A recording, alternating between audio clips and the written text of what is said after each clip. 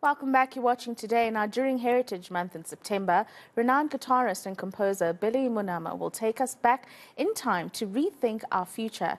Sipho, Hotstix, Mabuse, Judith Sephuma and Titi Luzipo will be among those performing with him in a one-night concert, Mayibuye, iAfrika, the Freedom Songs. To tell us about it, the very man himself joins us in studio this afternoon. And I heard it was a challenge to get you into a formal shirt and blazer for this interview, but you look very nice, and thank you for making the effort. Thank you. Tell us a little bit about this one-night concert and why you thought it was so important to put together the material that will be part of it. Yeah, Rofhiwa, it was not an easy process. First of all, when you do this kind of a project that is pivotal to conscientize the society, it first has to begin with research. So I grew up from the environment whereby my neighbor in Deep Kloof, he used to play freedom songs, and I've often asked myself, who are the composers? And that's where the interest began. And when I was doing the research, that's when I discovered that there were composers who were part of the controversies who were murdered by Verwoerd in 1964. They were the first black people who were killed by Verwoerd at Pretoria Central Prison, namely very profound, prolific composer Vuyisile Mini and his comrades Zinagele Nkaba and Wilson Kayinga. They were in Tanzania, and while they were there, they recorded an album. So now that album, it consists of various artists. So now sometimes the way the compositions they were structured, there was no metadata like today. Yeah. Today, when you compose a song, they know okay, you wrote a verse, and then they put down on the system. Back then, it was not like that. So that is why the information got lost through those years. So it was interesting for me. That is when I was like, why people they did not get credited, because where is their money going? So I call this project Mayibuye iAfrika because it has to do with paying tribute to the exiled musicians. So now the exiled musicians, we are paying tribute to the first generation of exiled musicians, like I've mentioned, the Vuyisile Mini, Zinagele Nkaba. That was the first generation. Those guys, they were born in the 1920s, 1921 to 1920s. Then the second segment of the show, it pays homage to the second generation that went to exile. I'm speaking of the Yuma Sikela, the Miriam Makeba, because most of them, they left after Sharpeville massacre. So now those people, they were ambassadors. I mean, musicians back in the day, they were like the voice of the people. In 1972, O.R. Tambo, when he was in London, he was so overwhelmed and appreciating how much Jonas Gwangwa, with his ensemble called Amandla Cultural Ensemble, how much they managed to gather a magnitude of audience. Politicians, they were never celebrities. Musicians, they were there as a weapon of communication to communicate with the masses. Yeah, I mean, you speak about a plethora of music going with composers dating back the 1920s and moving on throughout the apartheid years. How difficult was it for you to organize material for the show, given the magnitude of the work that exists out there? Like you say, music was something that helped us communicate, or the people communicate what exactly they were going through. So there's a lot of that communication. How do you narrow it down to the creme de la creme, if I can say that, of what you'll be presenting? Yes, I'm a researcher by every day. I interview people.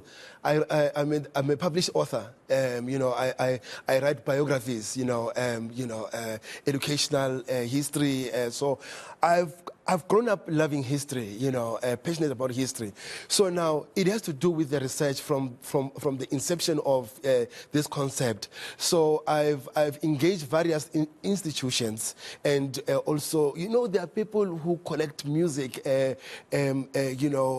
Collect music. They will tell you they will tell you the history of music. And those people, they're not like famous people. Yeah. You find a guy at the township, he's playing this song, and then like, Billy, you know this. You know, that's how I gather music. So I would gather music from the formal institution, and then I would get it from the archivist, you know. So, and if we were to do the whole entire South African freedom songs, it will take us the whole week or the whole month, because there were so many songs. And I know people, when they come to the show, everyone is expecting to hear their favorite song. their favorite song. And that night, I'm making a plea to the people that this is the first installment. So for this, we're going to cover until this March, and then the second one, then we'll continue to do it annually. That is the whole, you know, objective of this. Yeah, tell us about that concert then. You're saying this will be the first installment of what will be many, because like you say, there's an entire playbook of amazing freedom songs that we have. Tell us about this concert, those that will be there supporting you, and what those who choose to buy tickets can look forward to. Well, those who going to be purchasing the tickets, they're looking forward to a night of revival of consciousness. The reason for this concert is not just a concert to make money and entertain people. The purpose of musician, it was never about to entertain people. It was to communicate with them in preserving culture. So now we're trying to, because it's Heritage Month, we're trying to say, let's look back as a people to remember who we are.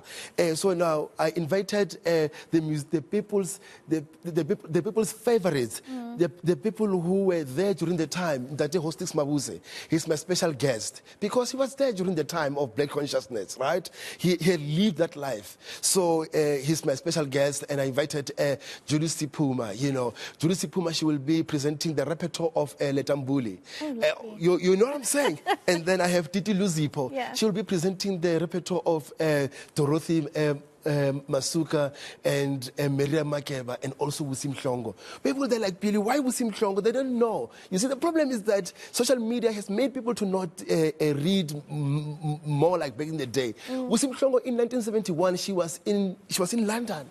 People like ungena happy about exile. They don't know that. They just know a little. So it's going to be an educational and also a revival of consciousness. Why I'm saying consciousness is because of the social ills that there are currently occurring in our society. Yeah. Men are murdering, women and raping kids and all that.